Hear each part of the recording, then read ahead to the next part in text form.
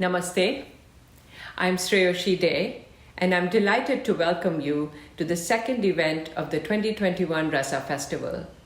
For this festival, we have curated a rich tapestry of programs, and in a slightly different format from last year, we will bring them to you over several months, 1 to 2 events per month. It is a great pleasure and honor for us to present renowned artists from the US and India across a wide range of art forms such as dance, music, theater, film, poetry, visual art, and photography. We are excited to present today's film event with 3 very thoughtfully made films curated by well-known filmmaker and professor of film at the University of Miami, Sanjeev Chatterjee. We are showing his silent film, On Cities 3, a non-verbal portrait of Mumbai with the music scored by Pandit Tanmoy Bose. The second film is Aashpordha or Audacity, made by Anirban, Bann, a multi-award winning independent director and writer based in Los Angeles, California.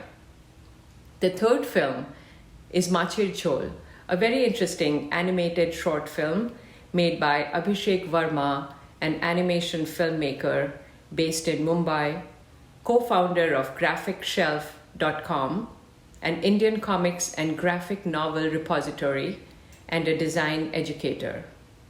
As you know, we made the films available to you ahead of time so that you can watch them at your convenience. We are delighted that you are joining us today for a stimulating discussion with the 3 filmmakers, moderated by Professor Swapnil Rai, faculty member in the Department of Film, Television, and Media Studies at the University of Michigan in Ann Arbor. Swapnil's research focuses on global film and television, media industries, women and gender studies, race and ethnicity, transnational stardom, and celebrity culture. In her prior experience as a journalist, writer, and editor, Swapnil has covered beats pertaining to cinema, art, and culture. I want to sincerely thank the 3 stellar filmmakers for sharing their very interesting films with us for our festival. My appreciation to Sanjeev for curating and to Swapnil for moderating this wonderful discussion with the filmmakers. Thanks also to the Ann Arbor District Library for partnering with us for the Rasa Festival, showing all our events and all their technical help. We look forward to seeing you next month for another Rasa Festival event. All right, so hello everyone. And we are here today with some wonderful filmmakers, Sanjeev Chatterjee, Bann, and Abhishek Verma.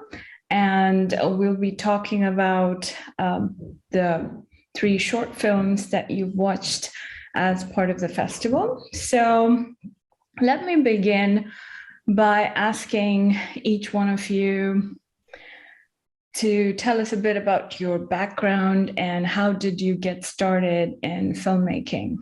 So let's begin with Sanjeev. Why don't you get us started? So when I was a kid, I always thought that I was going to be a Bollywood star. And then I went out of my protected life in Patna, in Bihar, into the open world in Delhi, to Delhi University. And many people don't really believe this, but I was, for the first time, introduced to the real India as I see it, because of coursework, but less so, but experiences. So for example, a senior, actually a graduate student, was taking people to the Betla forest in Bihar for the first time. And for me, for sure, to study or do a study of Project Tiger, which was a World Wildlife Fund funded. I'm like, oh, great, this is about tigers. And when I got there, I realized that it was really about people, that it was about saving the tiger at the cost of the lives of people who lived in the jungle, and they had been basically pushed out and given plots of land that were unviable to farm. So suddenly become farmers. And I don't want to go into details. We don't have enough time. But that was a terrible thing. I could see it as a young person. And I came back from that experience, and somebody said, you know what, stop trying to go to Bombay. If you feel that, you need to be a documentary filmmaker. So that's my beginning. Well, that's a very fascinating story. How about you, Anirban? How did you get started? Oh, you're really making me dig deep into my past. Well, I just like Chatty, Sanjeev, I call him Chatty. We know each other for a while now. I went to Delhi University, and at that point of time, my life was all about music. As you might see, a bunch of guitars in the background. It still is, but in the background. I was in a bunch of bands. One of the bands you may have heard of, I was one of the founding members of it, called Indian Ocean. And I got kicked out of the band. And it's funny, I got kicked out of the band, and within 1 month, I came to the United States. I came here to study films.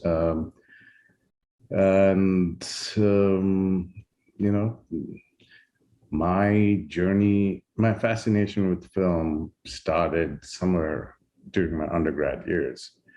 I had a roommate in the hostel of SRCC who just got me watching European films and things, and just got me totally excited about a new way of storytelling. And that's how I started. And I came to film school, and then, one thing led to the other. Oh, that's great. Abhishek, how about you? It seems that you have a technology background. I saw a lot of IIT credits in your animated shorts. Do you? Yes, but I have studied more of like an animation and art from IIT. Mhm. But as you asked about cinema, it came through the listening to the radio. So in radio, what used to happen, I'm from Hazaribagh, Jharkhand, and when I left my place and went to the capital city of Jharkhand, that is Ranchi, there I had a radio, and radio everything was being narrated. Even the films, also it was being played in a narration. Means I used to listen to the films. I can't see it, and it got me a lot of fascination about writing lyrics. To be like writing songs and uh, writing a lot of conversations.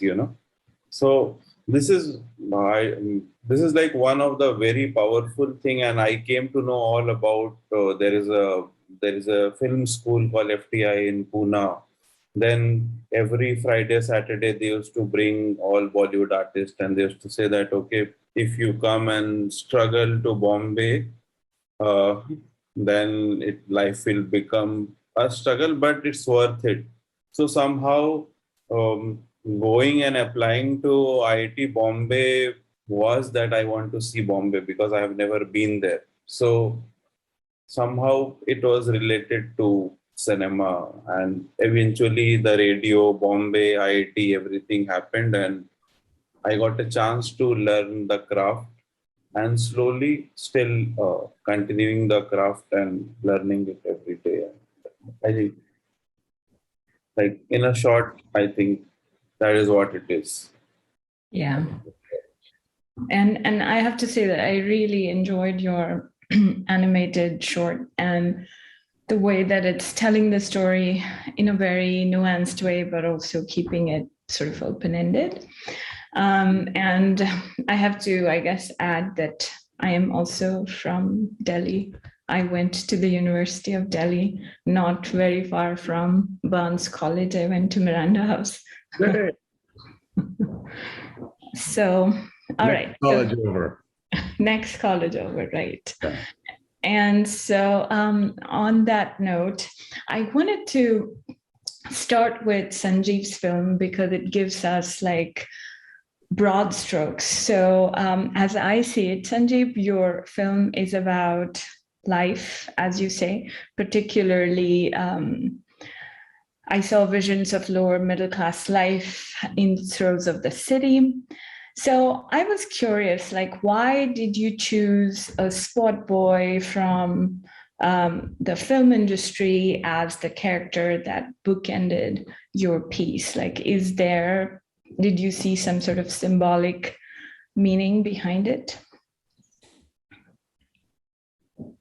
So the film that you saw is part of a series that I created for an event called On Cities, which was kind of, I think, the first prototype in my experience of a global event to talk about cities.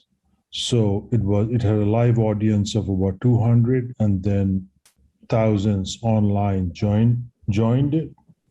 And it was really a conversation about the past, present, and future of cities, and I made 4 films. One was a city of the past, which was Petra. 2 cities of the present, Mumbai and Sao Paulo.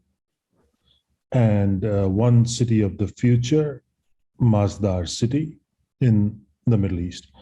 The idea was to use these as, in television language, what we call interstitials, for the conversation to proceed throughout the day of this On Cities virtual event. So what you saw was essentially one part of the 4, and the event was tied around the SDGs, critically looking at at that time Sustainable Development Goals, but it has changed since, to look at the things that we ignore in this idea of poverty, for example, in this film. So poverty was at that time defined as anyone living under $1 a day. It's become different, but at that time it was $1 a day, and they were poor. So for me, the film that you saw is really about space poverty. Mr. Pandey, the main character, has nothing, like, from a perspective of material things. His kids go to a good school. They have the devices that you use in a digital age that they use. They seem to be happy from at least the film's perspective in terms of having a caring family. They seem to be getting a good education, but they can't afford anything more than a 10 by 10 chawl in Bombay. So it is really about space poverty, not the definition of poverty by the standards of $1 a day. So that was the intent of making that film, and to take that particular conversation forward. Yeah. Okay. Well, that makes a lot of sense then, because I noticed that those things too. And I also noticed something else, that there are a lot of beautiful images and that show globalization in all different ways. So you have used shots that are very interesting, but I also noticed that you've also used shots that typically the Western media uses to sort of stereotype India or this Indian city, such as garbage dumps on the street, cows roaming on the street, yet. And I would want to kind of play a clip of that for our audience to have a sense for what I'm talking about. And I'll do that in a second. But my question, and you can ponder over it while I play the clip, is that they look different from a typical BBC shot that presents city life in India from a particular perspective. So, and yours looks very different, even though you say you use the same thing. So what was your vision when you chose to film those things? And do you think that they are imbued with a post-colonial perspective and meaning? So let me just play the clip real quick.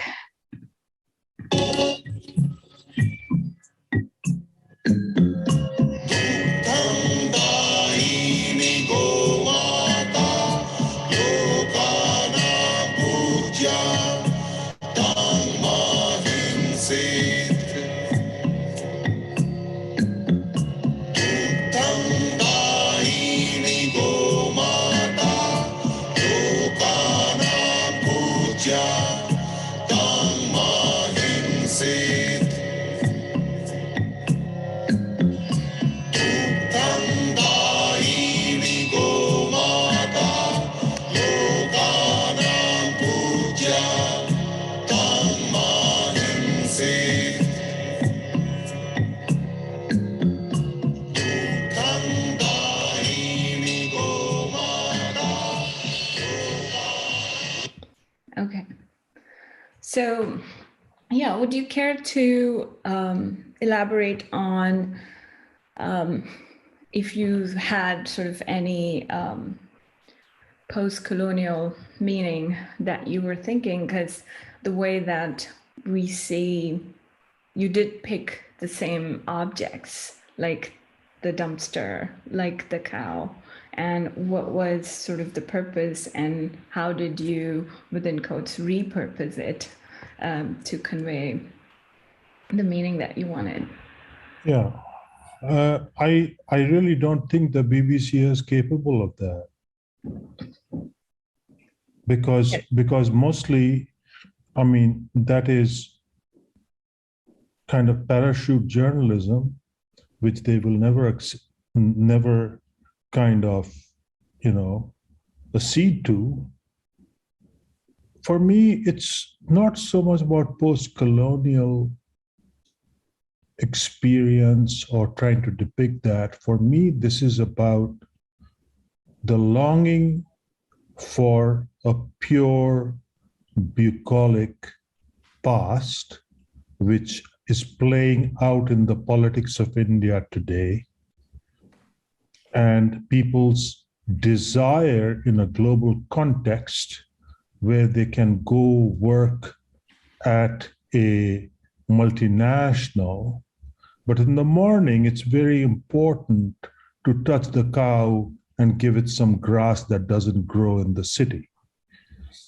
So it has nothing to do really with clear, it's much simpler.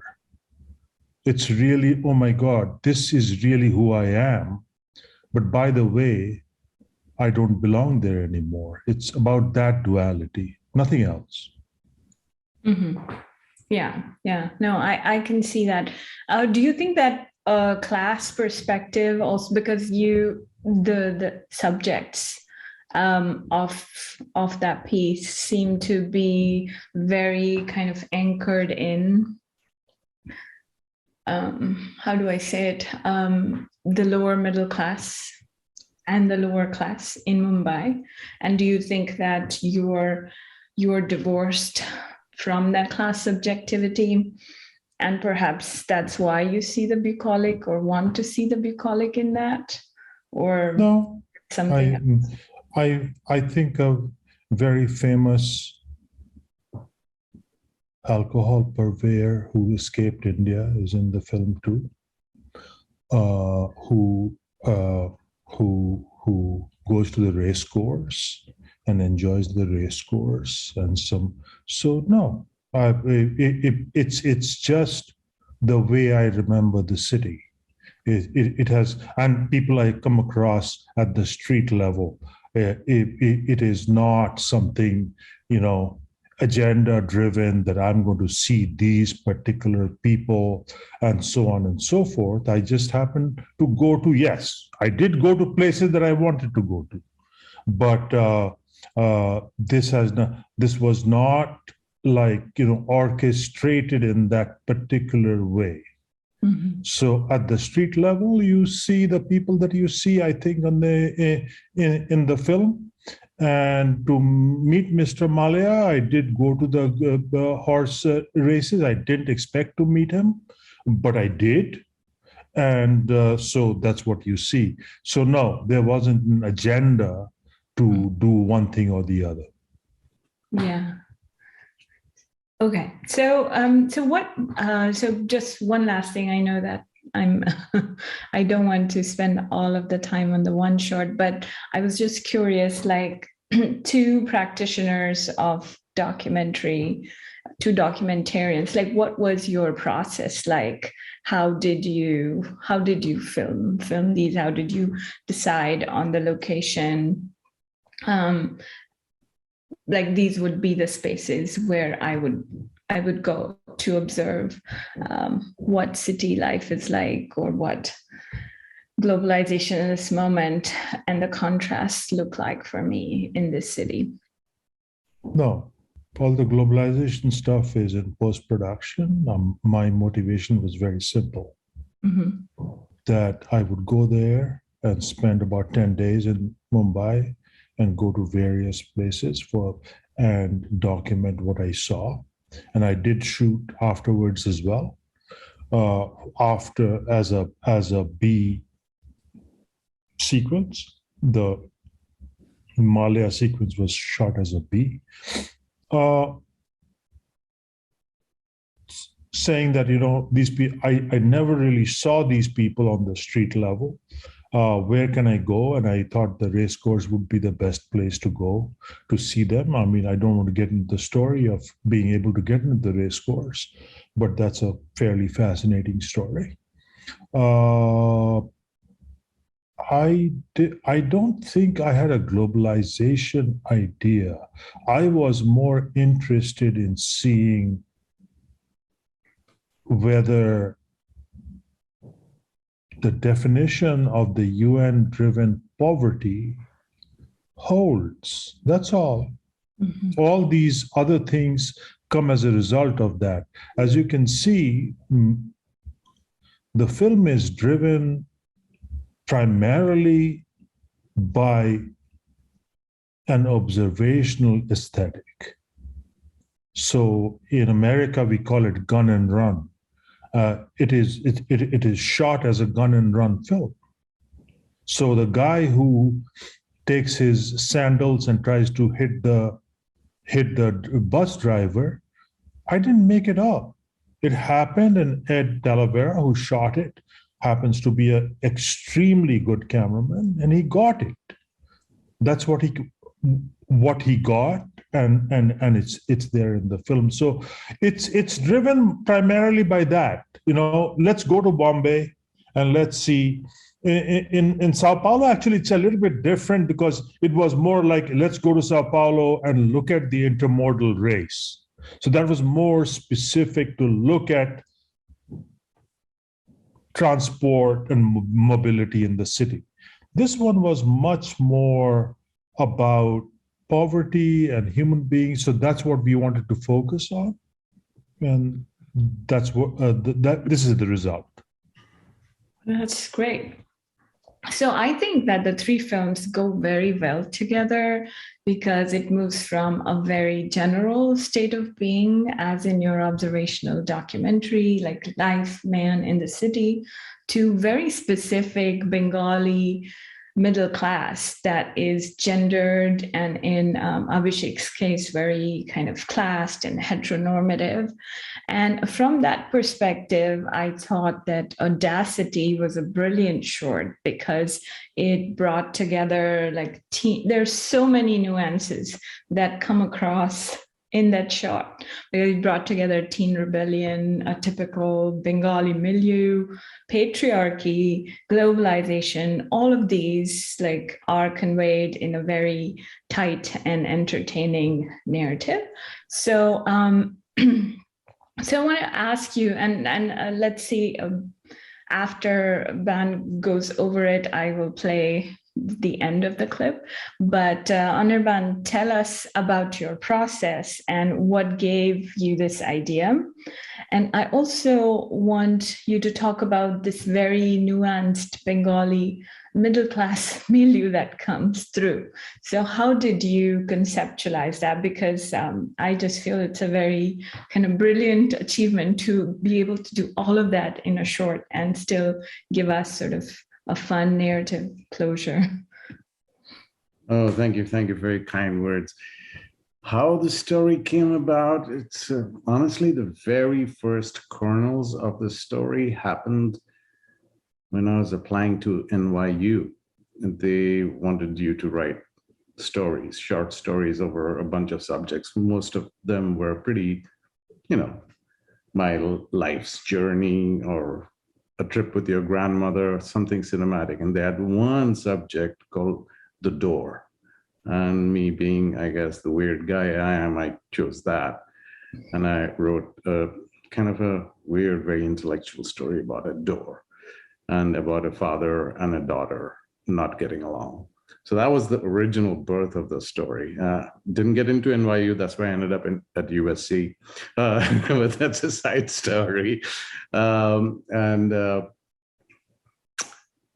make it sound like a bad outcome. What the hell?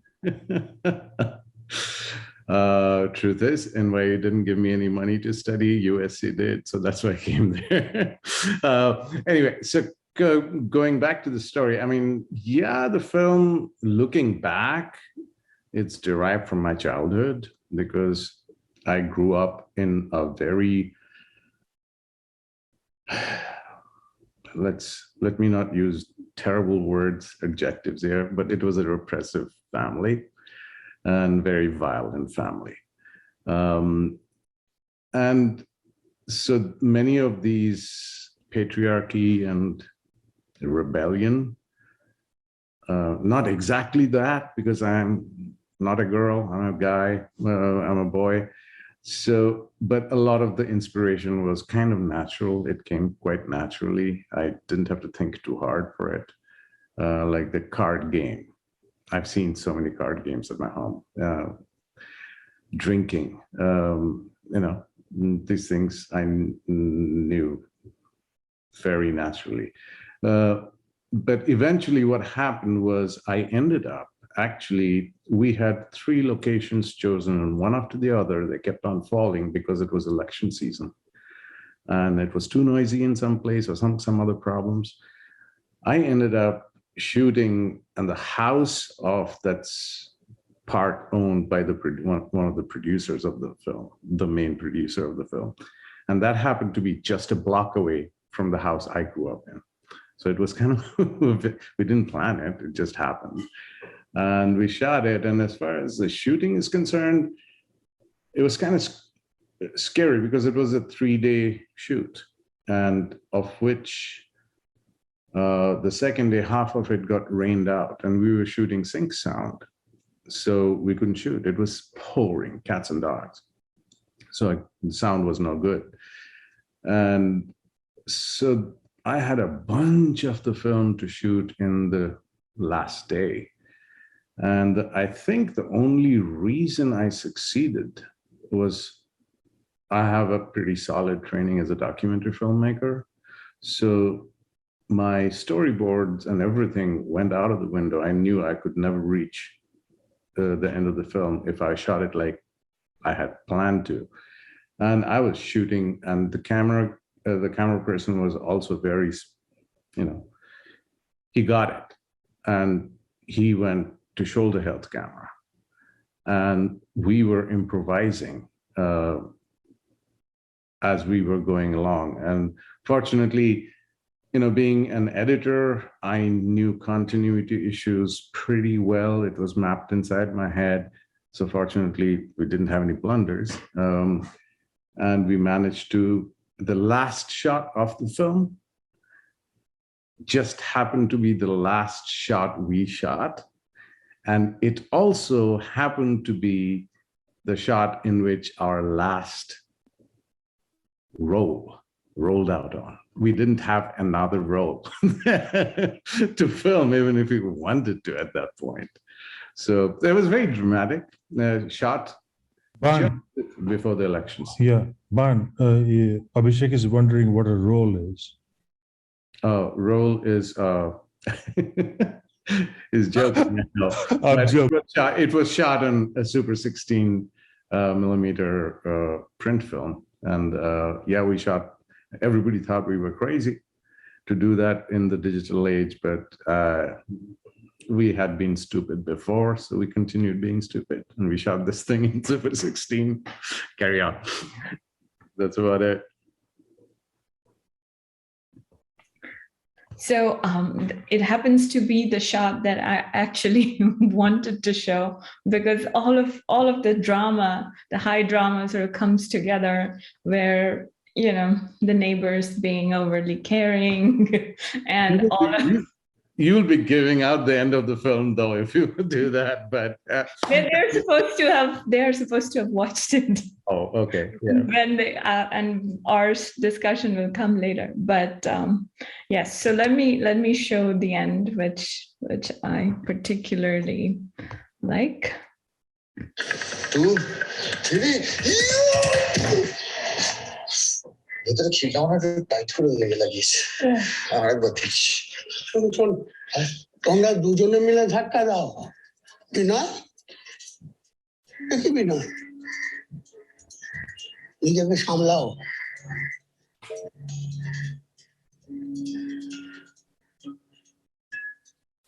এই হাঁ করে কি দেখছিস এদিকে আসুন দাদা দুজনে মিলে চেষ্টা করলে হয়ে যাবে আপনি এদিকে আসুন জোরে ধাক্কা মারো 1 2 3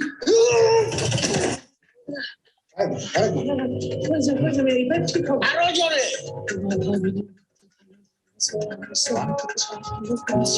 জয় মা তারা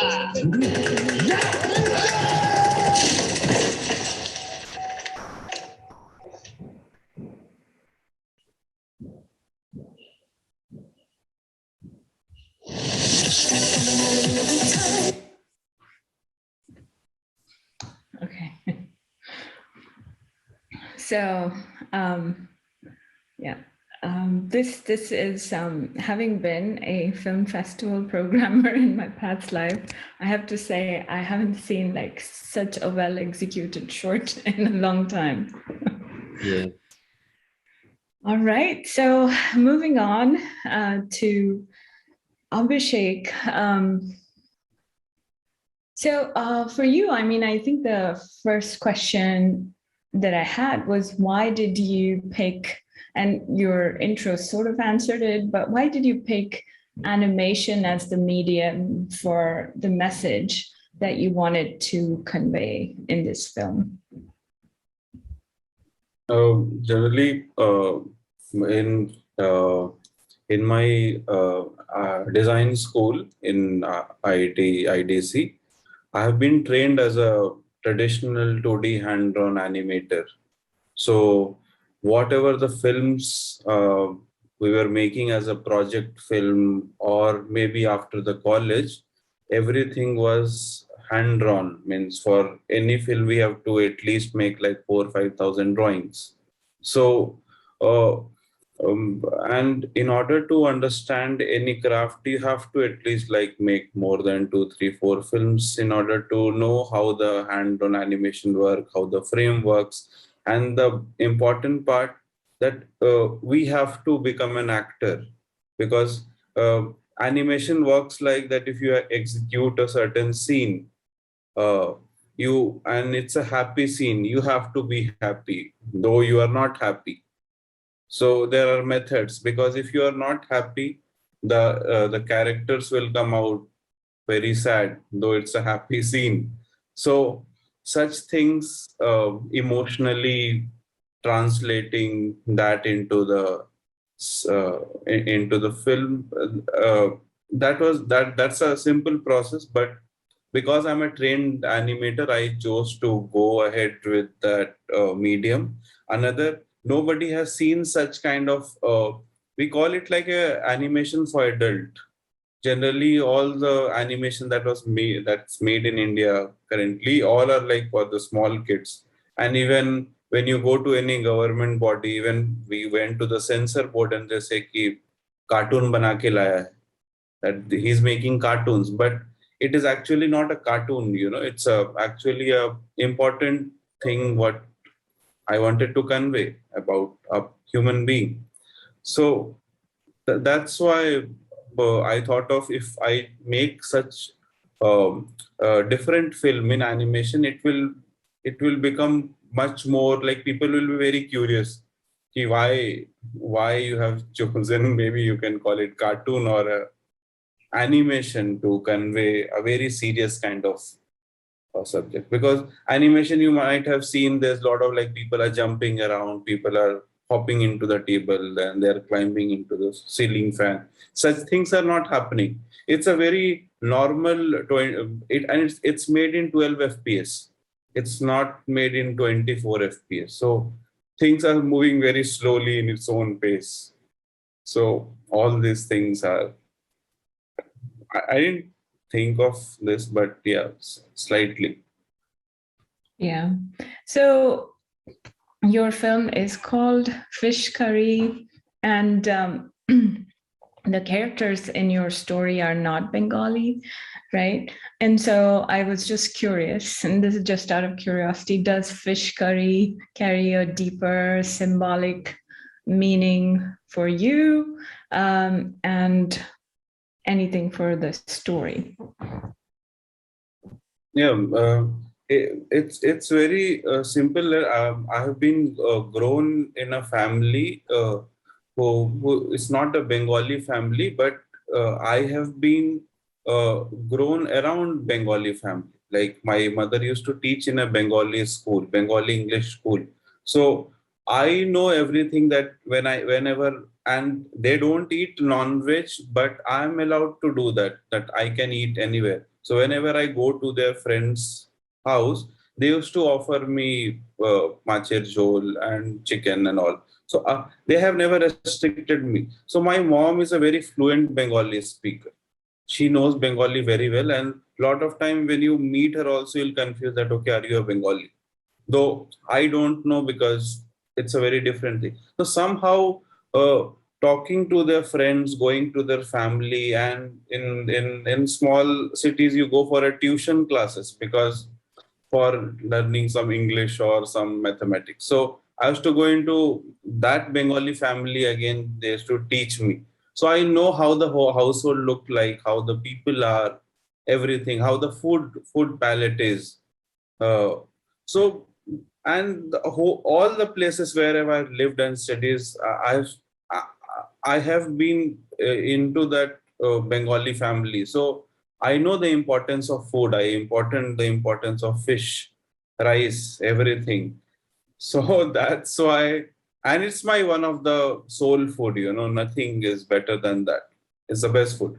So, and why I chose the food or something, I just quickly say, I have made one other version of the film when I was in college, and it was a love story between two men. But when I took that film to festivals, because I have been earlier into festival in Zagreb and Annecy. So the jury is like, quite, I know them, who selects the film. They have become friends. So I just casually shown them that, do you want to see one more shot? And they say, what are you showing me? There is no culture, because it has no food, nothing, like people were waiting for each other. And then they suggested that you are coming from a place where we love Bollywood, we love songs, we love spices, we love food. We would be much more happier to see your culture, how a culture is being the part of your narrative. And I came back and I thought, why not? What is my culture? And that was the biggest question. Because when you move to any city, you are into that fast paced thing and everything becomes very fabricated, plastic. So then I came back, okay, this is what I like. This is what the food should be. And why not food become a narrative? Why not a radio become a guiding behind everything? So everything came together, whatever my childhood was. And Yeah. we, That's great. And so then my next question was actually about sound design. I liked your sound design in your short, that when you use the fly buzzing for at moments of discomfort, and then you have this scene from Kalia in the barber shop that I was very curious about. हम जहाँ खड़े होते हैं, line वहीं से शुरू होती है. So, I mean, what was sort of like, what were, as you were thinking about your sound design and this idea of conveying kind of a cultural milieu through use of particularly Bollywood songs, which I should say are brilliantly executed for those that know Bollywood, to get the meaning that you're trying to convey in those things. So can you like explain your process, your thinking behind your sound design? Yes. The first, when I started writing the film and visualizing the film, I was thinking about a place, the place which is much more local. And I think it will be very difficult to you to understand that the character in the film used to go to the barber shop. People go to saloons, like a bigger, like a very posh saloon. But the whole agenda was that they were living in a place called Malviya Nagar, where these are like small saloon. I want to place everything in Delhi. The same thing that Sanjay Leela Bhansali makes a film in Hindi, but it's placed on whole Bengali family, and he's a Bengali. So I also I don't have a control on the language, but still I have that privilege that I can tell a story in Hindi without being a Bengali, of a Bengali boy. Okay. So they were living in that place. So the most important thing was how that story will, how the story will be placed, in which part of the city, how crowded it will be, how local it will be. So that became one of the inspiration, that we will not be using any kind of background music, like because in Bollywood film, whenever we have to run a narrative, we just play one loop, and that becomes very, very bad. So I thought of why not to take inspiration what is happening around me. And when you go in Delhi, they will be playing this old what you call G cinema, and you will be seeing all those films, and in between they are cutting your hair and they'll stop it. They'll stop some important scene. Everyone will be like looking at the television, and along with them also you are also looking at it. This is the part. And I think that again, the culture, what are small nuances that happen everyday life. So that's why I took a barber, because when I was doing the research about how two men love, they told me that we do care a lot about each other's grooming. We do care how they look when they go outside. And somehow we have to bring that narrative, because only you will see only one character. So how that other part comes into the picture, where each of them care about each other, how they look when they go outside their house. So such thing came when I was talking to people, when I was taking interviews. So that was one of the process. Bollywood songs, because I love writing songs. Though in the later part, when we sold the film, we have to change the songs because of the copyright issues. But it will sound very similar. We recorded and created everything in a very similar structure. But obviously, the song is very catchy. People remember it, so it becomes a part of the narrative, the part of the radio, very easy and very seamless. And when the film ends, you end up singing the song. So I don't know. I can't ignore that. It's a very integral part. Yeah. I'll keep two songs even in the short film. No, definitely. It makes sense. I mean, it does convey the cultural nuance. But my curiosity, like, why Bachchan? Why that scene from Kalia? Was that just a quirk, or? Means you're thinking that let's go and do some sketching, because we have to do some sketching when you go out, and you go into the barber shop and you see that, okay, they are playing a very important scene, and same Kalia was running there, you know. I said, oh. And it like it's a coincidence. Lot of things you can't control, and it happened like magic, and it worked. Yeah. So No. that you have to draw each and everything, and then plan it in the board. Yeah.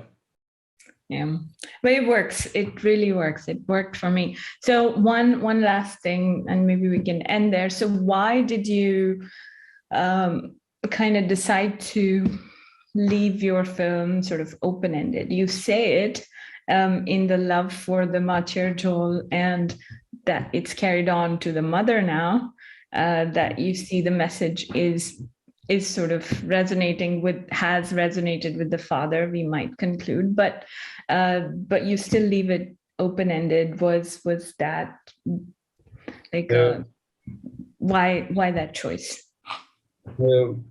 See, the first reason in the middle class household is like the decisions are taken collectively, like whether it's a marriage or whether it's buying a fridge, anything, it has to be come through both mother and father. I mean, if it doesn't happen, there will be a fight. There will be unnecessary fight. So that was there, and they both know each other. They both are old and they care about each other. So one was the reason that he was trying to say ki haan aisa kuch hua hai, what do you think and all. The first point was that. The second point, when someone comes out, it's a very big thing. People don't know what is homosexuality. The first thing. If I tell my parents homosexuality, maybe they will Google, or they will, because they know how to use internet now. They can Google and read about it, watch a lot of videos about that. But the same thing would have happened there also, right?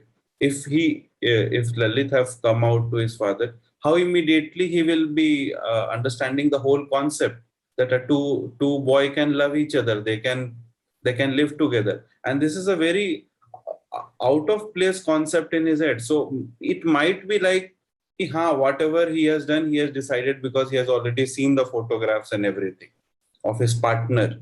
You might have seen in the film, in the non-coherent wall that we created, different picture, and one picture was, then he invites, where is your partner? I haven't seen, but he was looking at his photo, and he was just taking time for himself. Like he will be going and doing research, Googling, and asking to his colleagues, ki aisa kuch hota hai kya?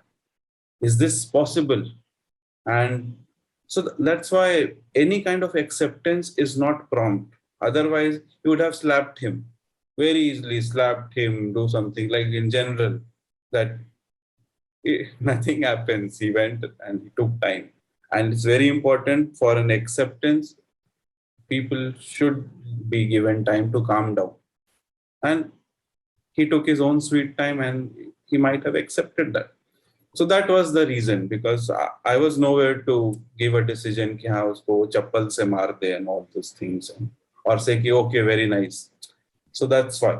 And short film you can't give a time. So yeah. All right. Okay, well, thank you to all three of our wonderful filmmakers. Thank you for joining me here today. It was lovely to connect with you guys. Thank you.